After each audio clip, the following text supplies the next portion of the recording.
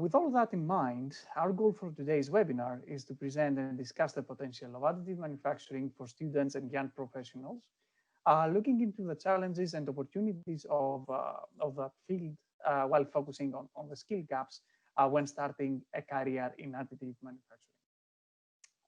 In that point, I would like to mention that today's event is an official partner of a larger initiative at the European level, which is called the European Vocational Skills Week 2020, which will take place from the 9th until the 8th, then 13th of November. We hope that we will be able to have a very meaningful and fruitful discussion with you today. In order to do so, I would like to ask all of you to keep your microphones muted. I see that already most of you are muted, so I guess you are already quite familiar with web sessions and web meetings during the pandemic. Therefore, we would like to ask you to keep it this way for the duration of the events and the presentations. And if you have a question or an observation or something you want to communicate, please write it down in the chat box, and it will be submitted and discussed during the questions and answer sessions at the end of the presentations. In addition to that, each presentation will end with a question towards you to be replied through an online poll. And the results of these questions will be our starting point for a fruitful discussion during the end of the Q&A session. So please, if you have any ideas or if you have any feedback or anything that comes up during the presentations, feel totally free and totally open to communicate that with us, and we will be very glad to get back to that and discuss towards the end of the event. Finally, I would like to inform you that the session will be recorded and uploaded online, and the link to that recording will be circulated after the event. So in case you have any restrictions or any observations in terms of recording, please keep your camera off and please keep your microphone muted. That was all from my side as an introduction, and wish you all a very nice and enjoyable event. And at this point, I would like to invite the first of our distinguished speakers, Dr. Sotayo, who will present the very interesting topic of the potential of 3D printing. What can I do and which opportunities do I have with 3D printing? So Ade, the floor is yours. Thank you very much, Harry, for that excellent introduction. I'm just going to share my screen to get started. Okay. Yeah, so I believe you all can see my screen now. Okay. Like I said, thank you again, Harry. So my name is Ade. I'm Dr. Adeayo Shotayo, and I'm a research fellow at Brunel. And today I will be talking about potential of 3D printing, why 3D printing, and some of the opportunities available with 3D printing. So a bit of a background, I'm currently at Brunel University, and a bit of background about Brunel. So it's a somewhat relatively young university, which is about 54 years, which I'm founded in 1966. We're located in Uxbridge in the western part of London, and it has about 14,000 students and about 2,500 staff. Brunel is considered to be one of the top universities in the world and is rated top 400 according to world rankings. And in the recent league table, it was ranked 9th for research intensity in the UK. So outline, I will talk about what is 3D printing, why, some of the potential and applications of 3D printing, and some of the opportunities. Okay. So firstly, I think we have a very diverse set of audience. So I've gone to the very basic to try and explain what 3D printing is. So first of all, 3D printing is also called additive manufacturing, which it's often used interchangeably. And what it means is you're able to design a 3D model of an object using a CAD software. Then afterwards, then convert that model into a format called an STL file, which the 3D printer understands. Then after, the printer actually then builds the objects layer by layer. So that's a very simplistic overview of what 3D printing is. And with the GIF video there, you can have an idea of how the 3D printing process works. So just a quick recap. You get the model with your CAD software, then turn into an STL file. You then transfer it to a software, which a slicing software, which gets a G code out of it, which the 3D printer understands. Then you get your 3D object. Okay. So the next thing is why 3D printing. So from an economical and environmental perspective, you get less waste. And what that means is you're using the right amount of material for the particular application. So it has little or no material wasted. Then next thing is customization. You're able to customize different products to suit your particular need. So if you look at the picture on the right-hand side of the screen there, you can see a prosthetic leg on the left, on the right-hand side. This means that with 3D printing, you can design to ensure it's specific enough to suit the individual's needs. Next thing is complex geometry.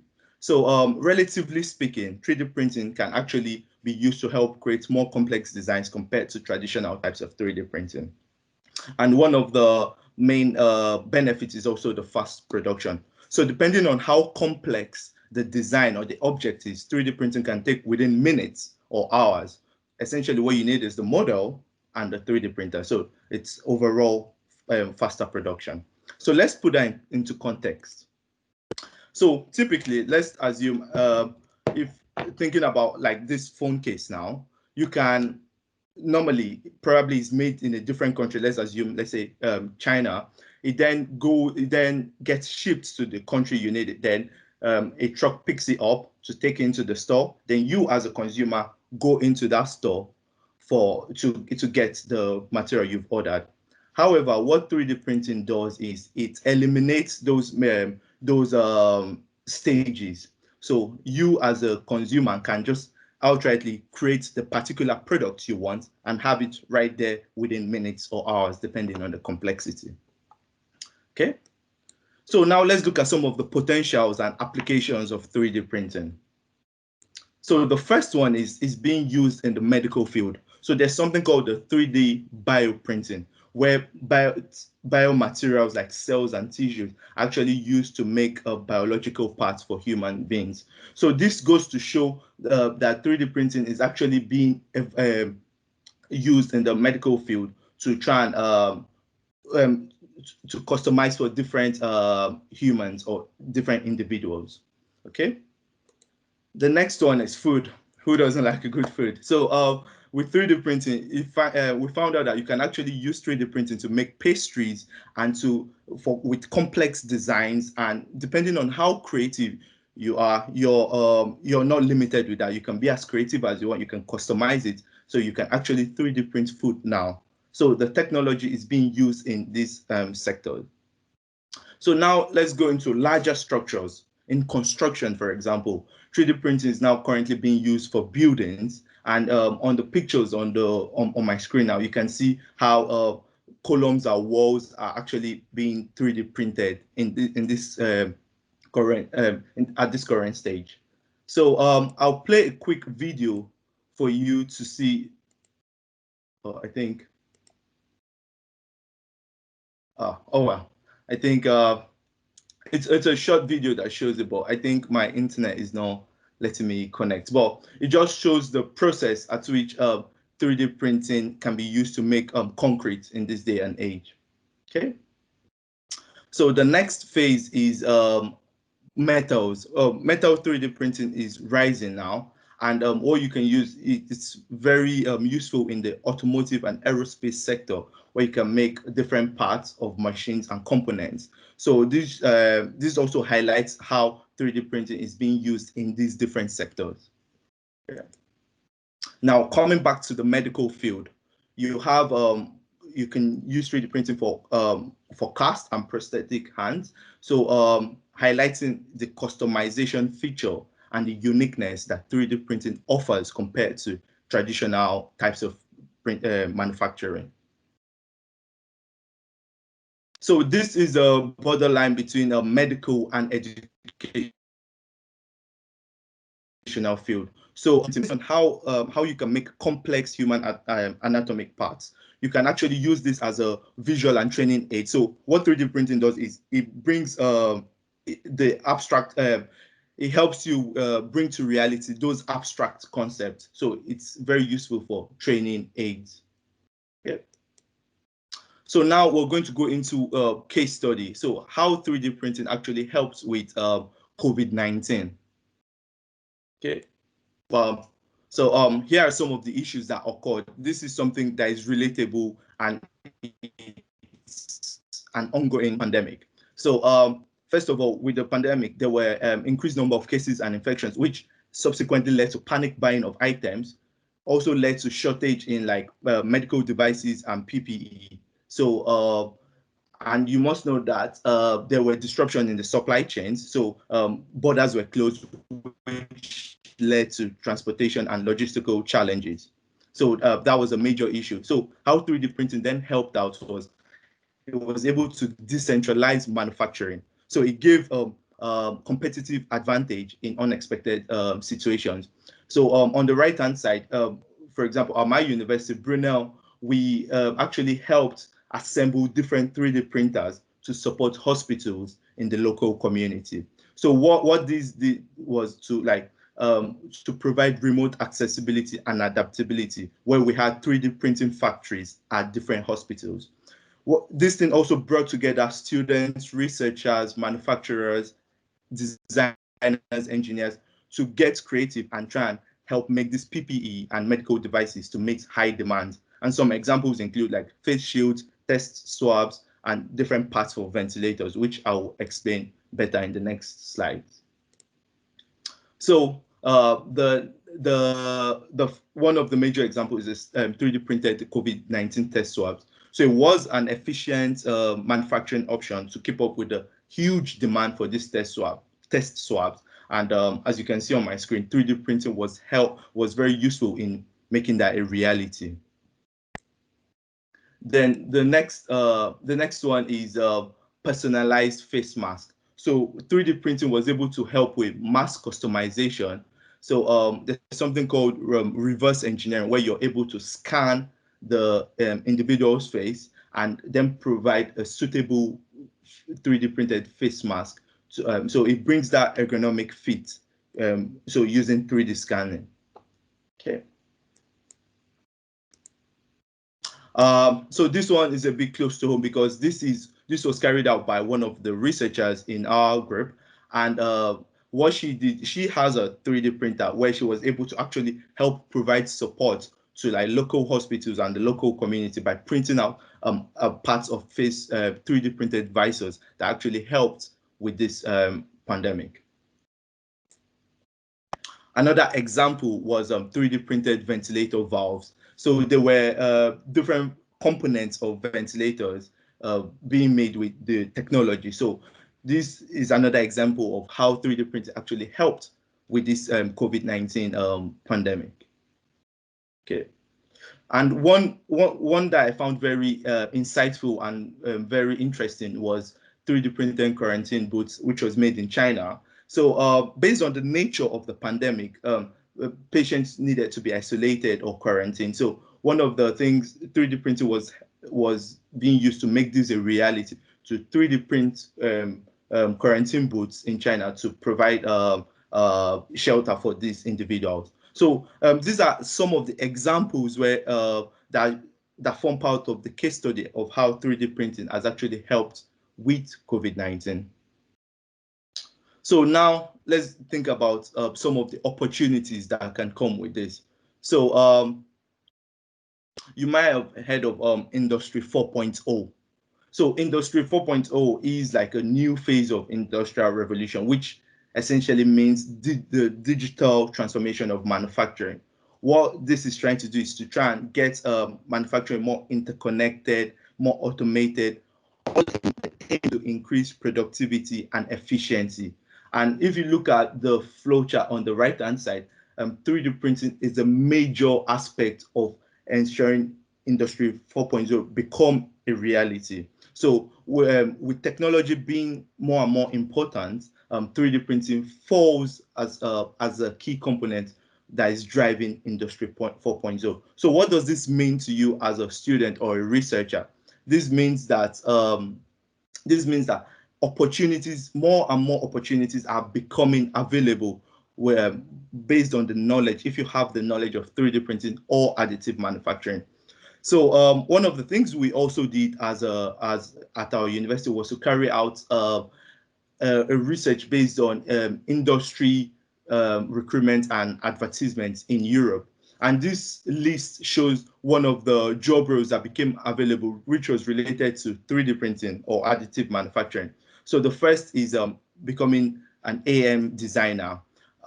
There's a chance with the knowledge of additive manufacturing, you can potentially become a designer where you try and design complex parts. There's potential of becoming a process engineer where you try and identify the most suitable 3D printing process for different applications. I must mention that there's a plethora, there are different types of 3D printing processes. Then inspector is more of a quality assurance role. So you can become an AM inspector, AM supervisor, which is essentially supervising the team on the shop floor, and which is also similar to AM coordinator. To get more hands-on, there's also the chance of becoming an AM operator or technician. So this means you're actually operating the machines and 3D printing equipment. So then finally, like me, you can become an AM researcher or scientist where we actually work on developing new materials, new processes, new equipment to try and better understand this technology and to try and optimize it. So there's still a lot to be done with 3D printing, but these job profiles or professional profiles are available to try and make this technology become more rampant and everywhere. So I must also say this list is not exhaustive. There's still a lot of things you can do with the knowledge of 3D printing, but these are some of the ones I've highlighted. The next speaker will actually go a bit more in depth into some of these job profiles for you. So I'll have a quick recap. So some of the things we've covered today is like what is 3D printing. I've highlighted some of the benefits, which includes less waste, customization, complex design, and fast production. The potential and applications, which includes being used in the aerospace sector, in the construction sector, even in the food industry. So and in the medical industry. So it's not limited to a particular industry. It's being used across several industries. And I have highlighted some of the opportunities for you as a student or researcher, which you can do with the knowledge of 3D printing. So that's a quick recap of some of the things I've covered within this 20-minute presentation. But just before you go, the next thing we'll do is to, my colleague will put in a question in the chat box where you'll be able to answer. It should just pop up in the chat box and you just need to select the barrier or incentive that may prevent you from undertaking training related to additive manufacturing.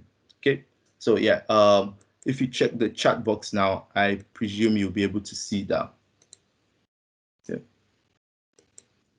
Thank you Thank you very much, Ade. Yeah, thank you. Thanks a lot for the the very very exciting presentation. presentation.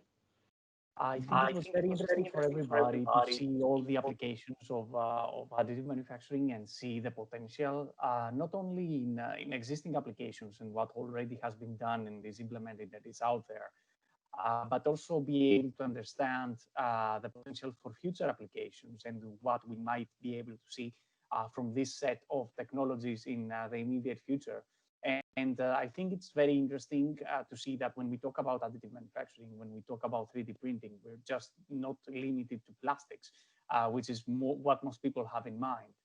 We have applications along different fields, along multiple materials, from edibles to concrete, to plastic, to metal. So practically we see additive manufacturing being a bigger and bigger part of our lives. And we expect that we are only at the beginning right now, and we will see way more applications pop up, especially as you mentioned, as people become more and more expert in the technology, be able to understand more and more what the technology can do and how they can take advantage of the benefits of each individual technology and material for their production.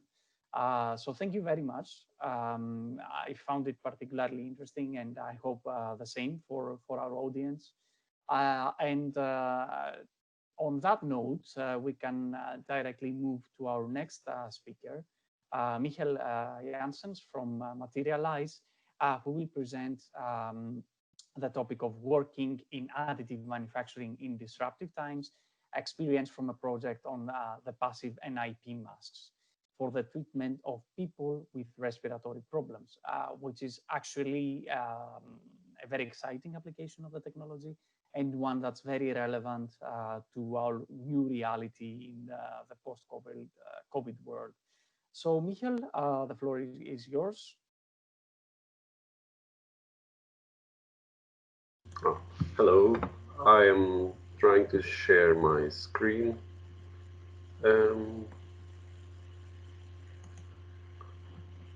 Okay, so first I will very briefly introduce Materialise. We're one of the first and biggest additive manufacturing companies in the world, actually. So and we basically we do our main core business is additive manufacturing. That's all we do, basically.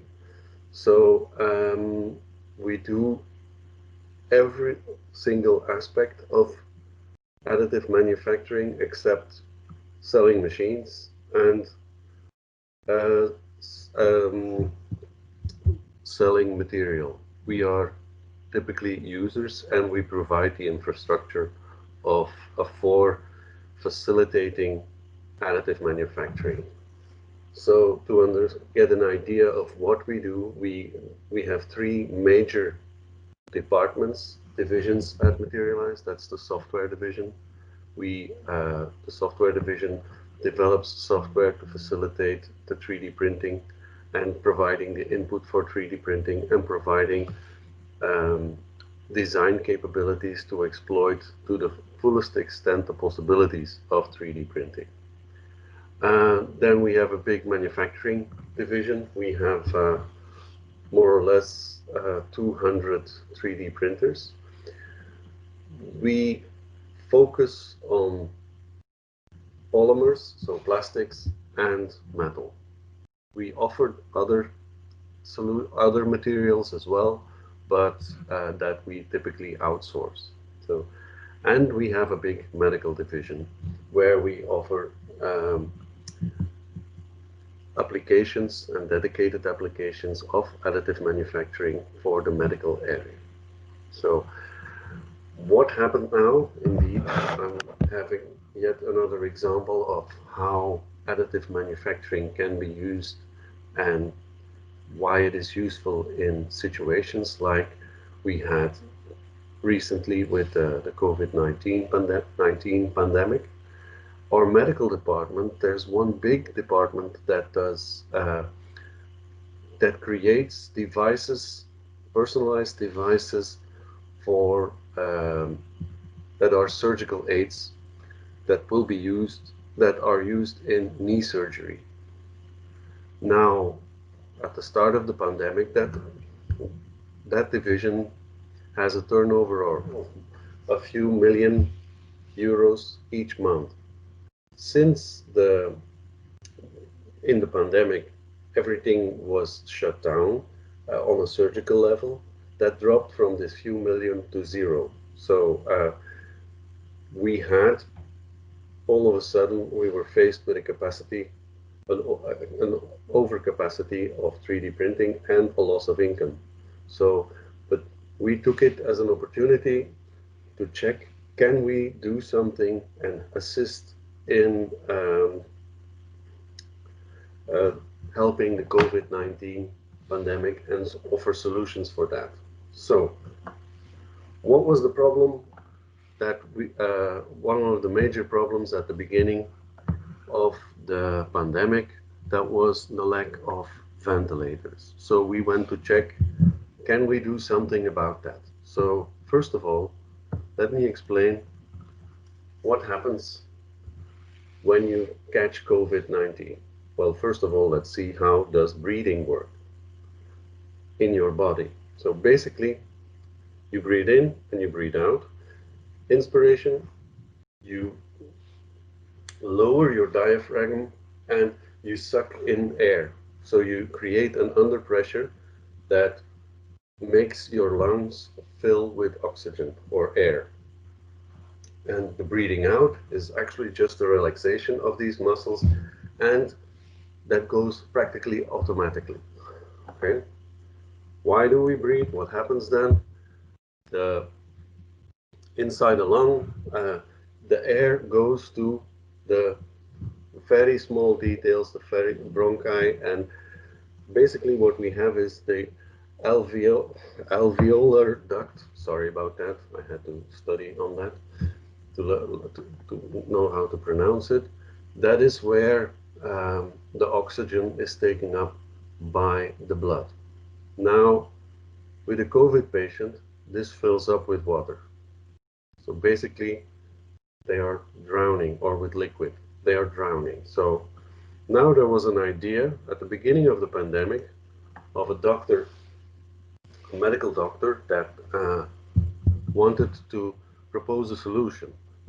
This is what he said there. So basically what happened, what he said is to make sure that oxygen gets to the alveoli, we should actually put a little bit more pressure there to keep it down and not breathe in through under pressure. This is exactly what is done with the active breathing, but the active breathing is very invasive. So the active breathing is through a ventilator, you put pressure on it, and you help the patient inhale and exhale. So what was his idea? He said, okay, we have a lack of ventilators, they're not commonly available.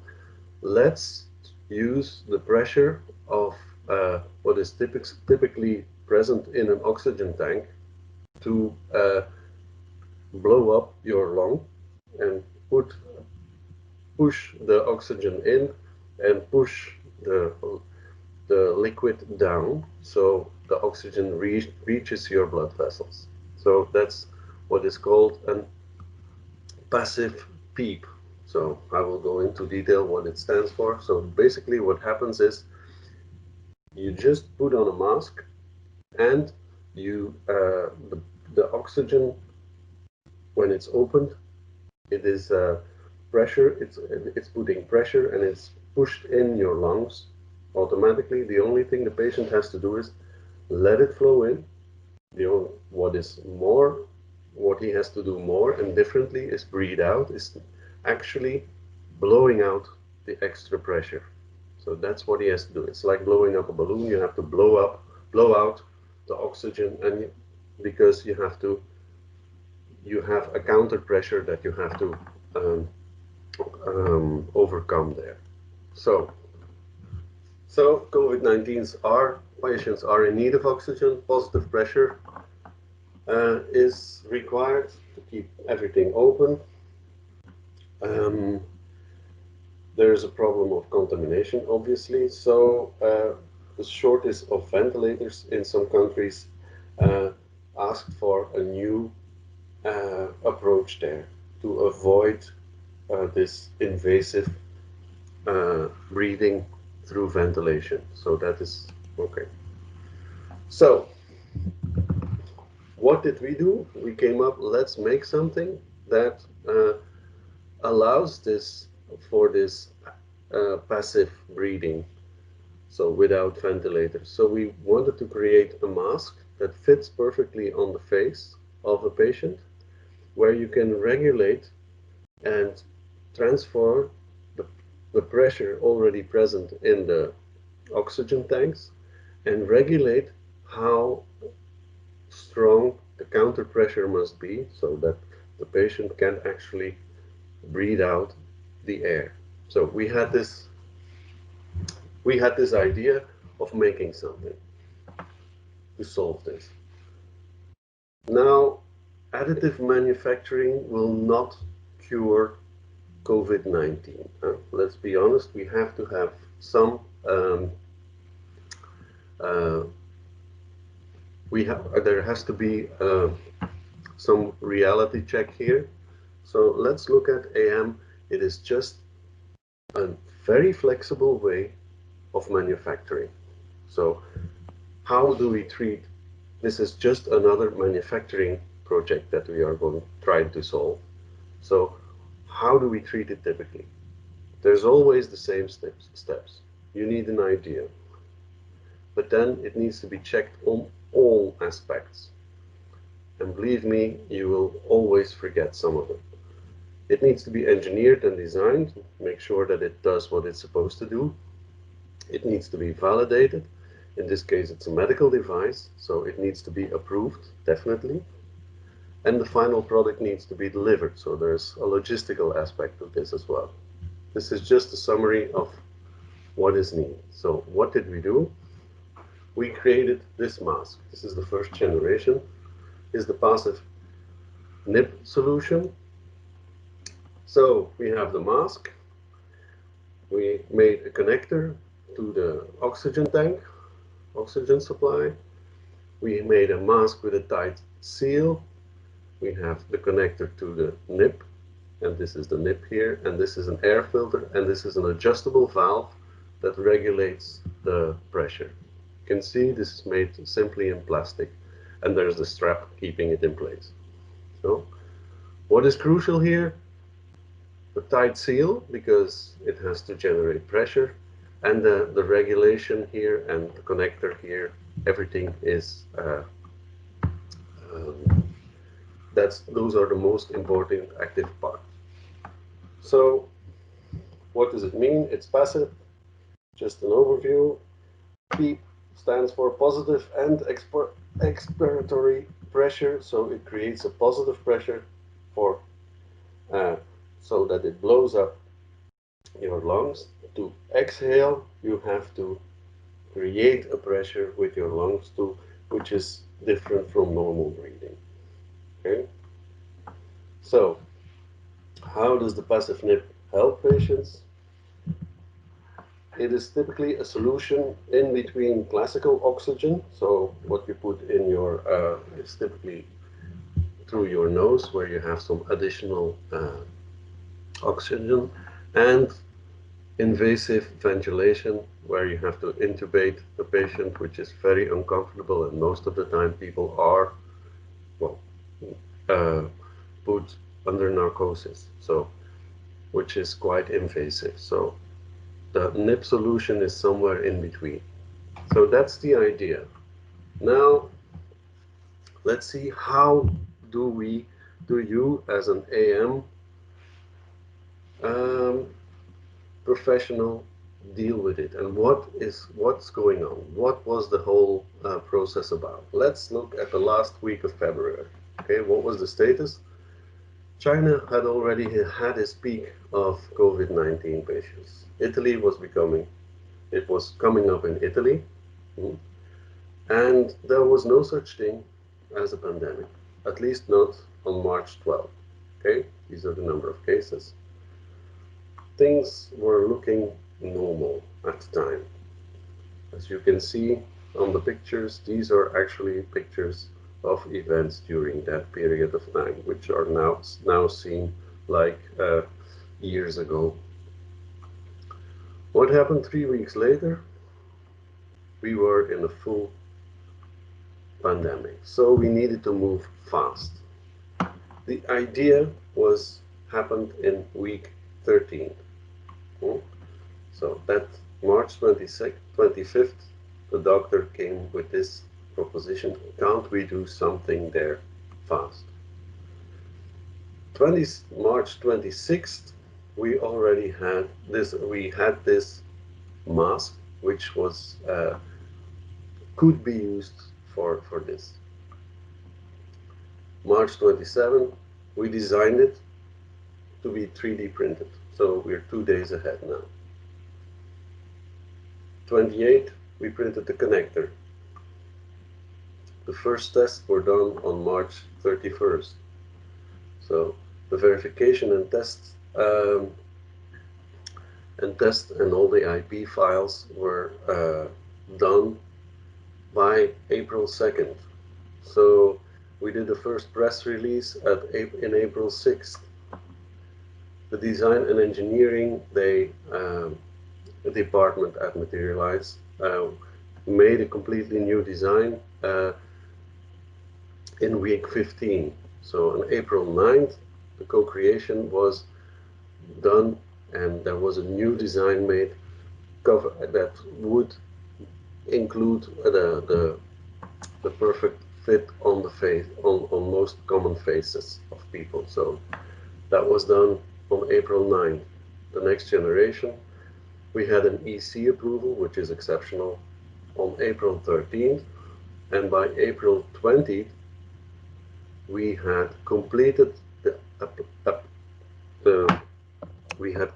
all the documents needed for applying for a full medical acceptance. This, however, can still take some months to be approved. On April 20, we were doing well at the time. So what is important to realize here when you look at the timeline, the first test and the first prints can be done extremely fast. Yes, that's the advantage of 3D printing. But when you look at all the rest coming after it, the optimization and stuff, that can actually take quite some time. So we are 25 days ahead, and we have now filed for a complete approval. The most problems you will see are not technical. That's a general rule. If you have a manufacturing problem, people often ask, can you do this with additive manufacturing? Technically, the answer is almost always yes. Most projects do not fail because of technical reasons. Okay. So what happened at Materialise? This is an internal slide at Materialise. We have more than 2,300 people working over the company. So this was a common effort on across almost all divisions of Materialise. Central manufacturing, which stepped in, obviously, they do the printing. Design and engineering was included in very close iterations in order to speed up the optimization loop of the design. We have in our wearables department, we have one product that prints custom glasses. So for people, and we have made scans of people in order to customize the glasses of people's faces, and we use those scans to calculate the average face in order to have a perfect fit. So this was the software department, the research department there. And we did some vacuum casting in our company in the Czech Republic to generate it. And we started already considering, because this is now in 3D printing, done with 3D printing, if it could be done in another way, for example, in injection molding. That already, you have to keep that in the design phase already in mind, that you might want to switch to more traditional manufacturability. So the functional design, at the beginning, everything was printed, even the straps. So we quickly switched to vacuum casting of the silicon parts, but then the mold for the silicon part was printed. And the 3D printed part here was done completely in polyamide. So now we know that the respiratory market is a target market for us. We have invested quite a lot. We collaborated with the Fluida, which does fluid dynamics simulations. Our product Mimics is adapted now when we have a module ready that is specialized in lungs, and we have then one very specific product, which is the passive knit mask. So yeah, people watch too many movies. We called it an epic collaboration. So this is marketing. When you look at it, 15 different departments collaborated here. And that means at Materialize. That means all different expertise is required to pull off a complex project like this. So you can see legal, medical, production, R&D, quality and regulatory, which is actually the slowest part of the whole thing. This is also now happening with the approval of the new of potential vaccines. The approval and the testing is very, very slow. So, but all these experts in these areas were present and needed within for the development of this project. I have to admit this is a complex product that we have, but turning this idea into a product line is with additive manufacturing requires much more than just uh, additive manufacturing experts. So I will not go into detail of all the different collaborations here, but you can certainly imagine what is required. We need technical information, medical expertise, the idea, the exact medical requirements, what is needed. We are producing this with in polyamide in a powder bed fusion technology. Um, so this is that's a challenge. Is it allowed to use that in a respiratory device? There might be loose powder. You don't want that in your lungs. All these questions need to be addressed and countered and validated. So, I have now a question for you. I don't know how this is done. Maybe somebody can assist me here.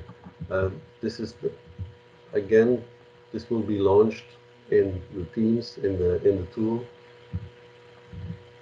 After seeing this, what do you think is needed in terms of training to bridge the gap between what you now know and what you would do to be able to function in the additive manufacturing industry?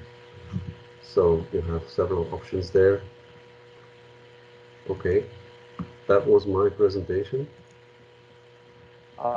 Thank you very much, Michael. Thanks for bringing us the perspective of Materialize, the perspective of an industrial partner, a very big industrial partner in the additive manufacturing field, and a very important one. And for explaining actually what it takes to develop such a product. I think that there are very few people outside of the companies that are specializing in additive manufacturing that actually understand what it takes to develop such a device in such a short time. And to me, particularly, it was very interesting that what you mentioned about technology, actually, and how we need more than technology to actually make such an idea work and make such an idea viable, especially in such a short time. So thanks a lot for the insights. And yeah, I would like to remind our audience that these questions that we pose during the presentations, there are actually links in the chat box in Teams environment. Please click on the links and please reply to these questions. It is very important for us to understand your perspective and understand what you think. You don't necessarily have to do it right now. You can take your time, but we would need to have your replies before the questions and answer session. And also to all of you that you didn't have time or you didn't manage to reply to the question one, it is still active, it is still in the chat box, and you can still refer to that. Click on that, file in your reply. And of course, we are waiting for your observations and questions through the chat box. You can send them in at any time, and we will go through them in the questions and answer sessions at the end or towards the end of the event. Thank you again, Michael. And we'll have the chance to discuss more on that very interesting application after the end of the presentations. Thank you. Okay, good. Last but not least presentation for today, we move on to Kenan Bose from ECMA, who will present us the latest findings on the skill needs for the AM industry. So Kenan, the floor is yours now. Thank you, Harry. So hi, everyone. I would like to make a presentation on rather the details of the SAM project with some interesting findings that we have implemented. I hope you see the screen. Did it start yet? No. 1 minute, I'm sorry. I think I have to, yeah, here, share the screen. Okay. So, almost there. Okay. Hi again. My name is Kenan Bose. I'm the technical manager of European Powder Metallurgy Association. This last presentation will be the findings of our project SAM on additive manufacturing. So talking about SAM, before talking about SAM, I would like to give you some information in general about additive manufacturing, the size of the market, and what we expect for future. In 2019, the AM industry revenues has been very close to $12 billion, which was an increase of more than 20% in comparison to 2018, where we had something less than $10 billion. So as you can see on the graph on the left, the bar is in two pieces where the colors represent the products and services shares in the revenues.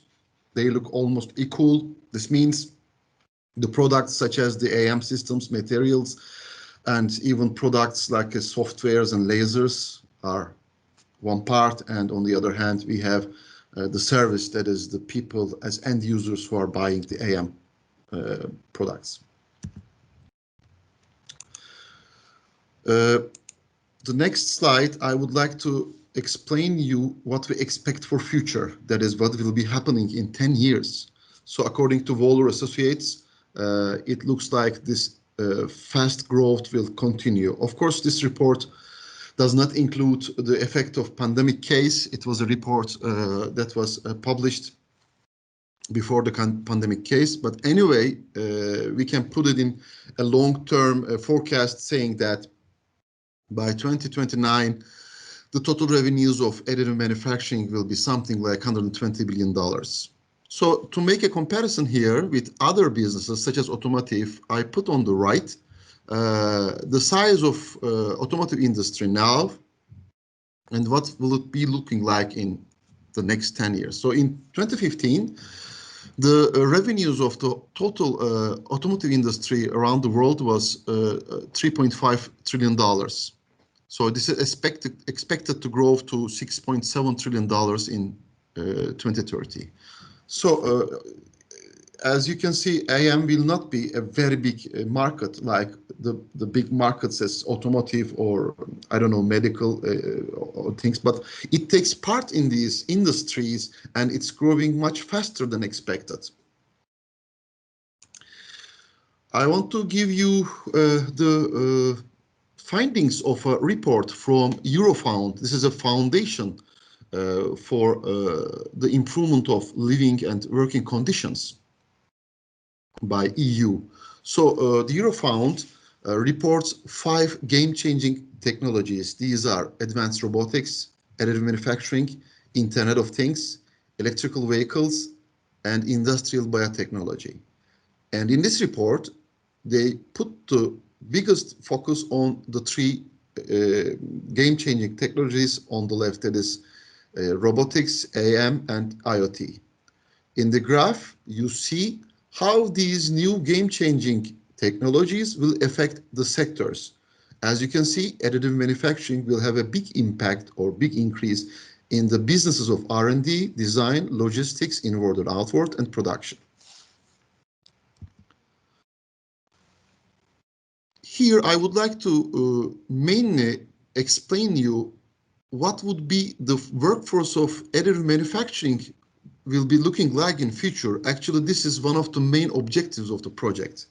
So according to IAM Digital Platform, the future workforce of IAM will have a certain mentality for solving complex problems, and will have good communication skills with creativity, and he or she will be an active learner. That is, he will know how, or she will know how to learn.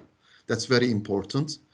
And design is, of course, another topic. Experience from vertical markets such as metallurgy, that's our business, other sectors, etc. And the knowledge on AM technologies, as you may already be following up, new technologies are arising day by day. So it is important to follow these very closely. So coming to our SAM project, we have three main objectives in the project. The first one is analyzing and presenting the current status for the AM skill needs and also for future.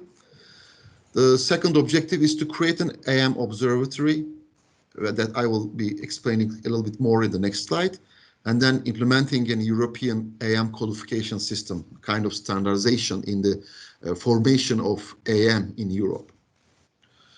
Regarding the observatory, what I can tell you is that the AM qualification system is actually a kind of mechanism demanded by the European Union for developing the procedures and qualifications on training modules, guidelines, and recognized diplomas all around Europe.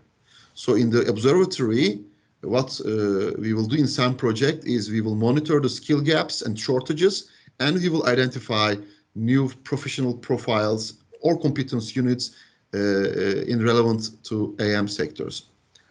The SAM project started in the beginning of 2019, and it's an Erasmus project of 4 years, so we are almost in the middle of the project. Up to now, we have identified more than 20 competence units within the project, as you can see on the right side. So using these competence units, as I said in the beginning, mainly coordinated by EWF, we will develop, or the project result will develop, an international additive manufacturing qualification system, what we call as the IAMQS. So in this new systematic, there will be a modular structure. For each profile, there will be certain competence units that you have to take or to get certified for your future career in this business.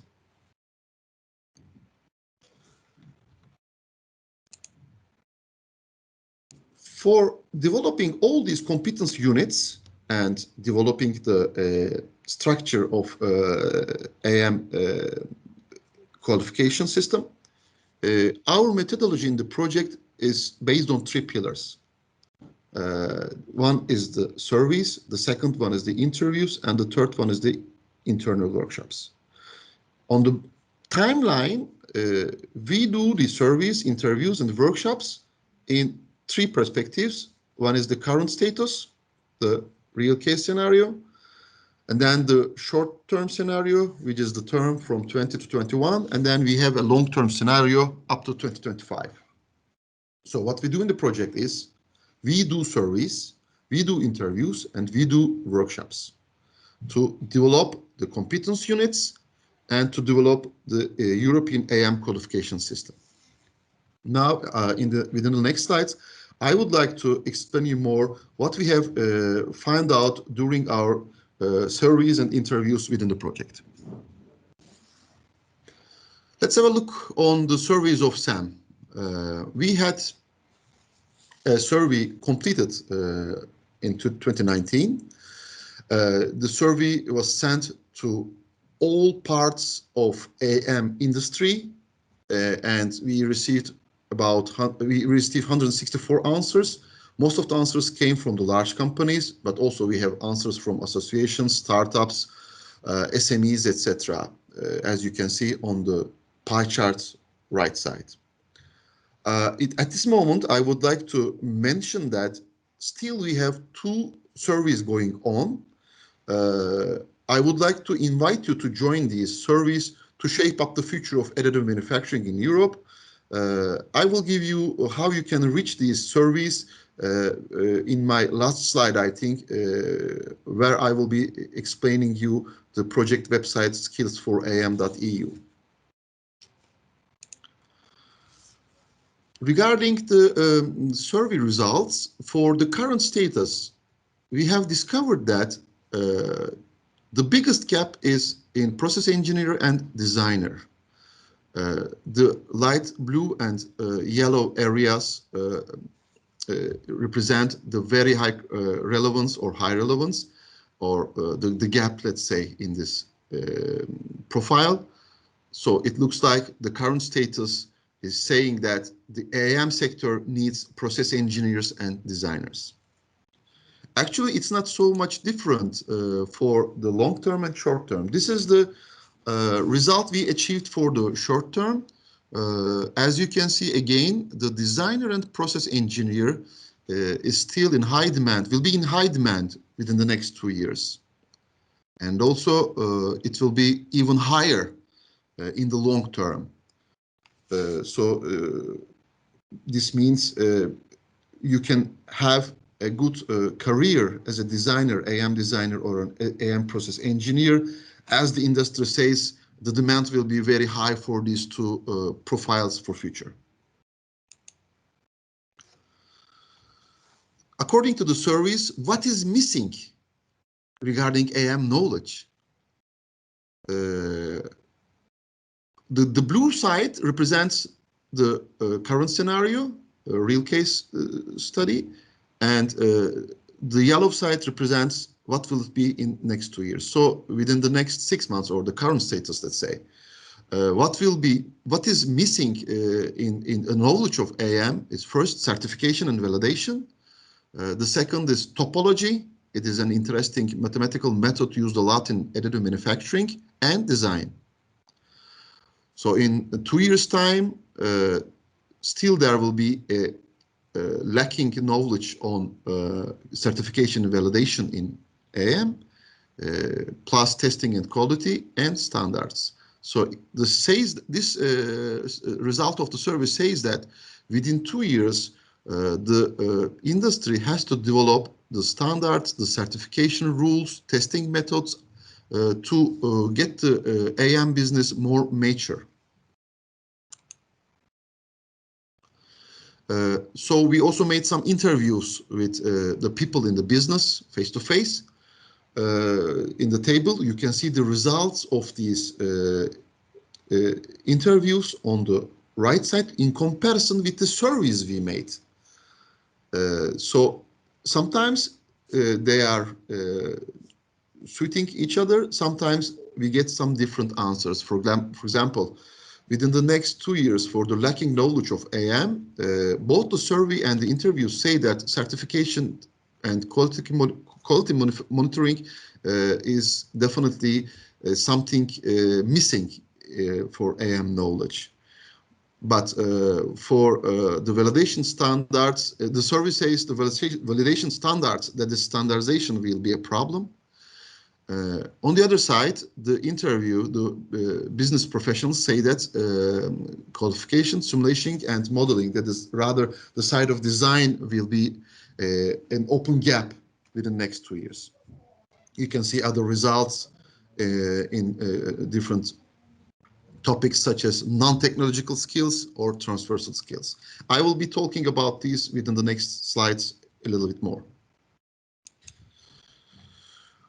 So this is the last thing, the last result coming out from the project work we have done so far. This is a result of our workshop. That is the third method we use in the project. This is the list of skills needed in AM regarding technological, digital, and other issues. We developed this big list, let's say, to target, to give us a direction for future the development of competence units in the first workshop of AM in Milan last year. So to recap to results we received so far in SAM project.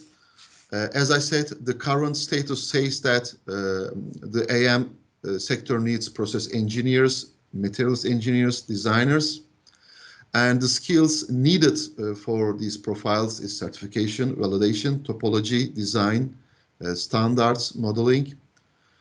And in the short term and long term, the profile doesn't change too much with some minor modifications. And we can maybe say the same things, but as you can see in the technological skills, there are some differences, and also in entrepreneurship and digital green skills, there are some changes, but some headlines are all the time there. At this moment, I would like to invite you to join our project's LinkedIn groups. It is very important. I'm sorry, I passed it a little bit. Yeah, back here. Okay. I will explain you what these LinkedIn groups are working for. What's going on? Okay. No, I'm sorry. So we have two LinkedIn groups in SAM. The first one is, I don't know what's going on.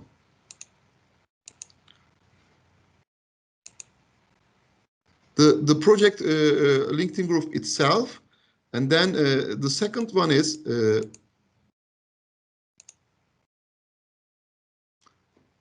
a very interesting LinkedIn group that I would advise you to join. That is I think I have made a mistake in the presentation. Anyway, so in the second group, it is the students trainings. Well, I'm sorry. It is the group for trainees, students, and job seekers. You see the numbers of the groups there. I will send you. We will send you the presentation slides. Especially for the second LinkedIn group, we bring together the job seekers and the companies or people who are looking for who has vacant positions in additive manufacturing. So what I can tell you is that please join these LinkedIn groups, especially the second one, if you are looking for now for some new careers in additive manufacturing. As I said in the middle of my presentation, we have a project website. This is Skills for AM. On this project website, you can get much more details regarding the project. So please stay in contact with us. And also, as written on the page, as I have mentioned before, please, I would like you to invite you to take our surveys to shape the future of additive manufacturing within the SAM project. Actually, that's all I would like to say in my presentation. For the last wording, I would like to mention that there will be the third question of the online survey during the webinar that will be posted on the chat. So if you can answer this third question also in addition to the first two questions, that will make us really happy to collect data about the expectations and the understanding of our audience within this webinar. So Alexandra, if you can post the third question, I will be happy. Kenan, third question is already posted on the chat box. So okay, I don't see it. Okay. As you mentioned, it would be really great if yes. attendees could go click on the link and provide their insight on which kind of qualification they would apply for, or what they think more interesting for themselves. Thank you very much for your presentation, Kenan. You're welcome. I think it was very interesting to find out what is needed actually in terms of skills to enable this additive manufacturing revolution that we expect throughout Europe. And I think it was a very interesting analysis for everybody. And I hope that we have some young people with us today that look into building careers in additive manufacturing and receiving qualifications on that field. So hopefully this discussion will trigger them to seek a bit more in depth what they can do in the future to become specialists in that very exciting field. Thanks again. You're welcome. For the presentation. And this means that we actually conclude our presentation plan for today, right on time. And it's time that it means that it's also time to start the fun part, the discussion and interaction with all the audience, with you. Starting from the insight you provided on our previous questions, so in question 1 and question 2. Keep in mind that we want this part to be lively, to be an open discussion, and to engage with you as much as possible. So if you have any questions or observations and experiences to share, please raise your hand, unmute yourself, and speak up at any point you see necessary. We already saw that you have typed some comments in the chat box, so we'll come back to that. But let's first start with your replies on the surveys of today that you already filled in. So on the first questions, what are some of the barriers or incentives that may prevent you from undertaking training in additive manufacturing? We had quite a few replies, and interestingly, 36% of you replied that the main barrier of undertaking such a training is associated cost. The second most popular reply was that the main barrier was the relevance and lack of awareness about additive manufacturing. 28% actually replied that relevance is the main issue, and 28% again replied that the main issue is lack of awareness about additive manufacturing, while 21% replied that courses on additive manufacturing are longer than what they would think as ideal, and this is a factor that contributes to them not applying for such a course. We can discuss a bit those results. It seems that most of the audience is really worried about cost linked to these trainings, and it is true that up until now, at least that's the situation in Greece where I'm situated.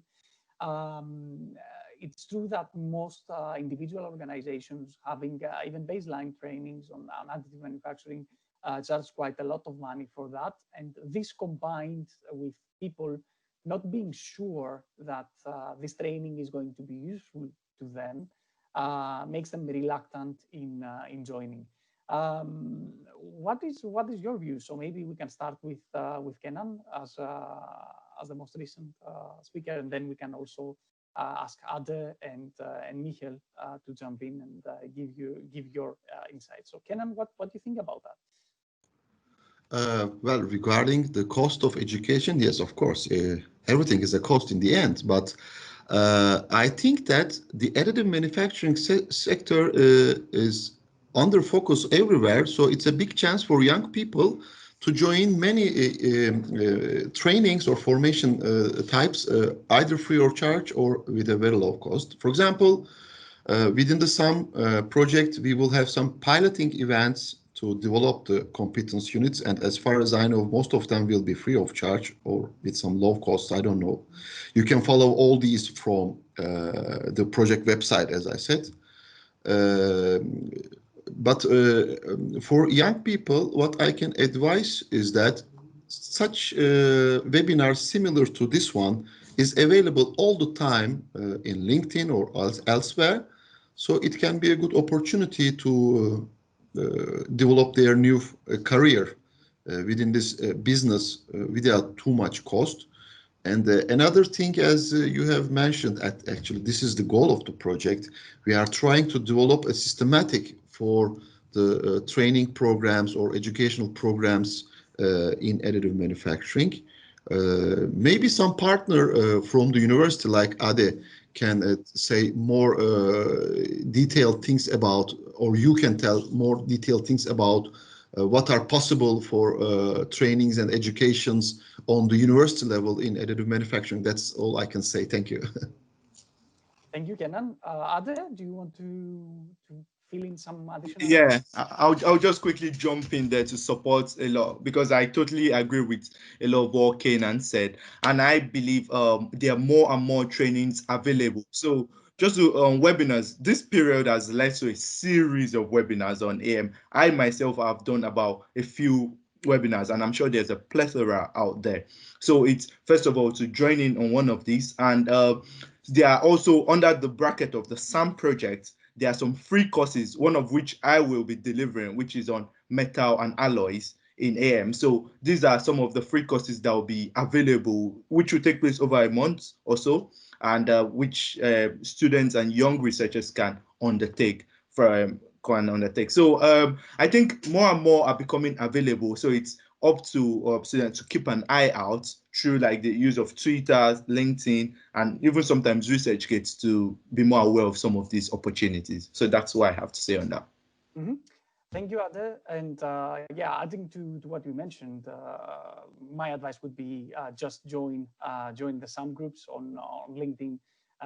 We post such webinars and such opportunities quite often there, so it's a good resource to stay informed about that. I see a raised hand in the audience, and it's Nick Pierce. So Nick, I assume that you want to add something on that discussion. Yeah. It was great to see the slide from I Am Digital. I was one of the co-founders in that platform, as well as being a headhunter in the industry. On the training side, the research that we did suggested, yeah, cost is a barrier, but cost is only a barrier because there's no direct link between training and jobs. So if I'm a job seeker looking to pursue a career in additive manufacturing, the challenge I face is that I might take a training, but it doesn't directly allow me to access the industry. And I think one of the gaps is the direct link between training and jobs. And also, you just mentioned lots of free training, lots of online learning. There are, as you said, a plethora of courses out there. But how does a student, or how does somebody outside the industry currently know what the best course is for them based on what they want to do within the industry, and know that if they take that course, it will be recognized by industry and will directly lead to a job? So those are the sort of questions that I've got. I don't know whether the panel have any thoughts on those comments. I can quickly jump in on that, and I think that's a fantastic question from Nick. And as part of the SAM project, so these piloting courses, which are, will I say, modular and relatively small scale, form part of a bigger picture. So one of the main objectives of the SAM is to establish a European-wide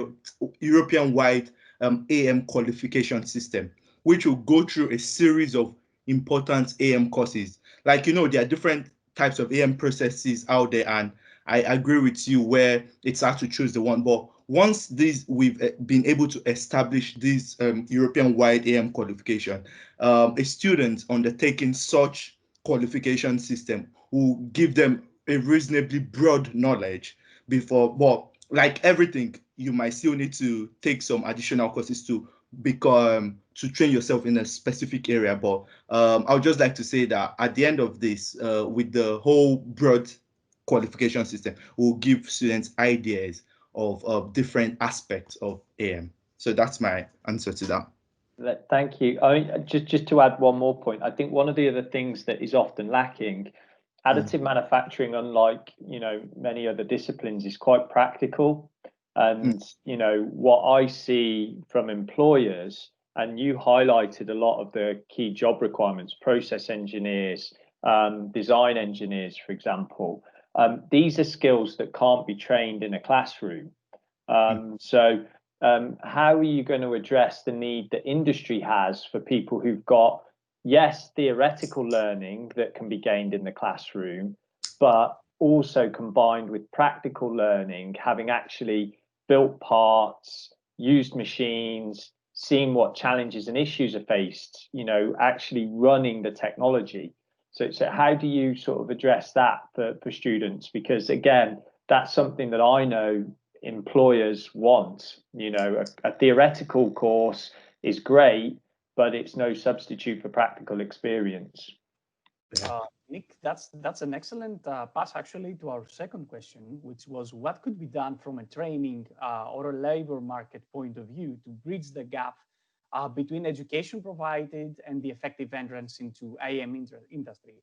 And interestingly, most of our audience actually agrees with you, and 46% of the responses were along the lines of that there's more focus needed on practical training and on job training opportunities, while 38% replied that they need more flexible courses to accommodate that in their schedule, and 30% replied that they need more apprenticeship opportunities. So we see that there's a very large percentage that thinks that the main issue is practical training, on-job training opportunities, and apprenticeship opportunities, going in line with your comment. And at least on my end, I have to agree. What we see from job seekers and companies in our network from University of Patras, at least, is that they usually look for people which have also practical experience of the processes that they are dealing with. And that's an excellent question also to Michel. Michel comes from an industry that's renowned on that field. And Michel, what is the main thing you're looking for when you're searching for a new candidate for a job? Yeah, that's a very tricky question. Huh? We were quite pioneering at the time so we were right from the start active in additive manufacturing, and basically we were doing the training ourselves in-house until, well, it's not so long that there do exist dedicated additive manufacturing courses. I remember when I was a student, there was a course called non-conventional manufacturing techniques, and there was, you had water jet cutting, 3D printing, and that kind of stuff that was all included in that one course. So we did the training ourselves, which is which is very expensive, because now that's one of the reasons why we joined the SAM consortium as well, because a lot of people see Materialise as a paid university, let's say, to learn about additive manufacturing, and they learn on the job indeed with us, and then they move on to our competitors or other companies. So what we are looking for now indeed is, depending on the demand, of course, where we see the biggest lack is still in design and engineering, specific for additive manufacturing, because that is becoming, because of additive manufacturing, a much more complex task. The advantage of additive manufacturing is that you can print the most complex parts. Doesn't make a difference how complex the part is for the printer, it just prints it. But it puts a much heavier burden on the designer. He has to make it complex, which is increasingly a problem for us. What we have seen recently is that the process knowledge has improved already for people coming directly from school. And that is, we are looking for that, but we take that already as, for granted, that people know about the process. And for specific processes that we have, because we develop our own processes in-house as well, we do, again, training on the job. So what we're looking for, what is a problem now, is design and engineering of products itself. Thank you, Michel. This is, again, a very interesting observation, because coming to the third question, which was related to what particular qualification appeals to our audience, the vast majority actually replied that they are interested in the AM engineer and AM designer profiles. So it was 76% replied that they are very interested in the AM engineer qualification, and 46% that they're very interested in the AM designer qualification. So this means that there's not only a demand from the industry, but there is also interest from our audience, at least for the people that we have in the line today, to fulfill that role, to actually learn more about that, get official training about that, and eventually pursue a career in industry as AM engineers or AM designers, which is something very nice to see. We also had an observation linked to that and linked how you design for AM and how you make the decision to move to producing a part with AM. That will be again directed to you, Michael, based on your presentation. It was done by Christian Guibaudo, if I'm not pronouncing that too terribly, which mentioned that he thinks we should be examining already conventional manufacturing methods and investigate AM possibilities when compared to traditional manufacturing, but also keep updated in the latest needs of the market to give an answer that makes sense with additive manufacturing. What do you think about that, Michael? I didn't quite understand the question. So what is, was it now on the relation to traditional manufacturing or what? Yeah. Okay, that's the question. I mean, well, yes, additive manufacturing is not a market in the sense that, like the automotive market or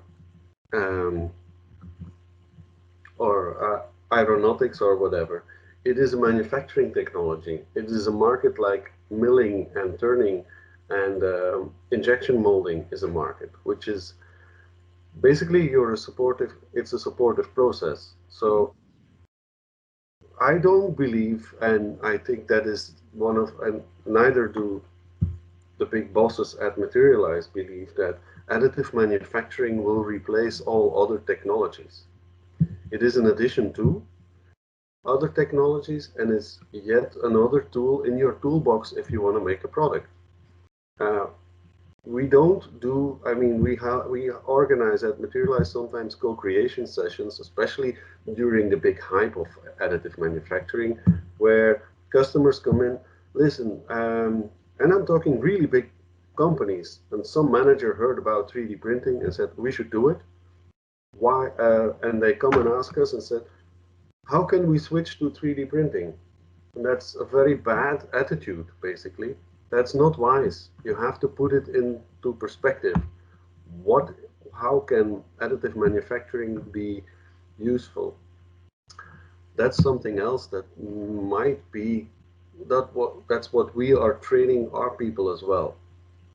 I mean, normally everybody who takes courses in additive manufacturing, and if you're really good, you can solve most problems related to making a product using additive manufacturing if you're good.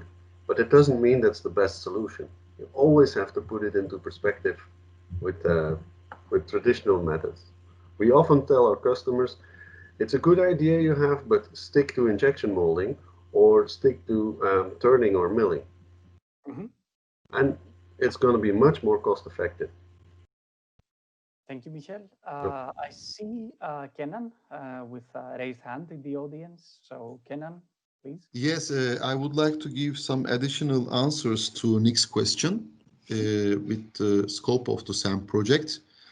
As I have tried to explain in my presentation, we are developing the competence units.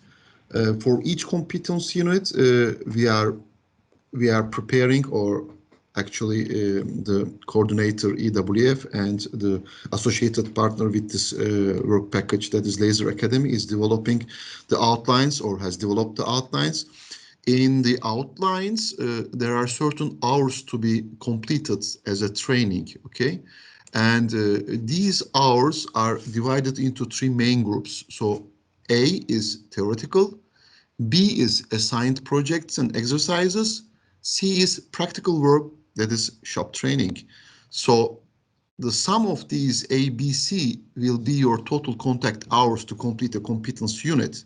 For example, if you are having a course, I'm just giving the numbers as an example. These are not the real figures.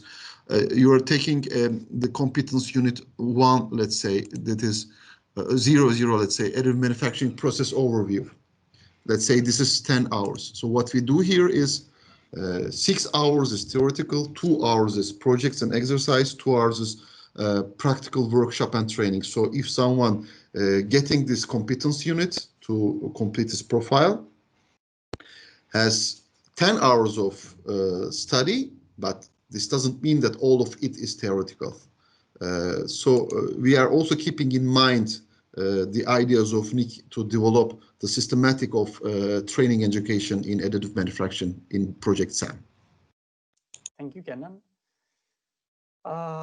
Any other reactions or any other comments from our audience before we move to the closure of the session?